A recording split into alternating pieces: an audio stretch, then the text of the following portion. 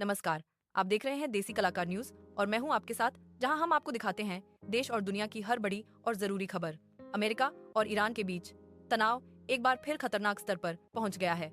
हालिया सैन्य गतिविधियों ने दुनिया को चिंता में डाल दिया है कि क्या दोनों देश सीधे युद्ध की ओर बढ़ रहे हैं। खाड़ी क्षेत्र में अमेरिकी नौसेना की तैनाती बढ़ा दी गई है। जवाब में ईरान ने भी अपनी सैन्य ताकत का प्रदर्शन किया है, जिससे क्षेत्र में तनाव और गहराता जा रहा है। वॉर रूम रिपोर्ट के मुताबिक दोनों देशों की खुफिया एजेंसियां लगातार एक दूसरे की गतिविधियों पर नजर बनाए हुए हैं, जिससे किसी भी समय बड़ा टकराव संभव माना जा रहा है। संयुक्त राष्ट्र ने अमेरिका और ईरान से संयम बरतने की अपील की है। वैश्विक स्तर पर शांति बनाए रखने के लिए बातचीत को प्राथमिकता देने की सलाह दी गई है। तेल बाजार पर इस तनाव का सीधा असर देखने को मिल रहा है। कच्चे तेल की कीमतों में तेजी आई है, जिससे दुनिया भर की अर्थव्यवस्था प्रभावित हो सकती है। भारत समेत कई देशों ने अपने नागरिकों को खाड़ी क्षेत्र में सतर्क रहने की सलाह दी है। विदेश मंत्रालय ने हालात पर कड़ी नजर बनाए रखी है। ईरान ने हाल ही में मिसाइल परीक्षण किया है, जिसे अमेरिका ने उकसाने वाला कदम बताया है। इससे दोनों देशों के रिश्तों में और खटास आ गई है। अमेरिका ने ईरान पर नए आर्थिक प्रतिबंध लगाने की घोषणा की है। इससे ईरान की अर्थव्यवस्था पर और दबाव बढ़ने की संभावना है। वॉर रूम विश्लेषण के अनुसार यह तनाव अगर बढ़ता है तो इसका असर वैश्विक व्यापार और ऊर्जा आपूर्ति पर गंभीर रूप से पड़ सकता है। रूस और चीन ने इस मामले में अमेरिका की नीति की आलोचना की है और बातचीत के जरिए समाधान निकालने पर जोर दिया है। इजरायल ने भी स्थिति पर चिंता जताई है और कहा है कि वह अपने हितों की रक्षा के लिए हर कदम उठाने को तैयार है। खाड़ी देशों में सुरक्षा व्यवस्था कड़ी कर दी गई है।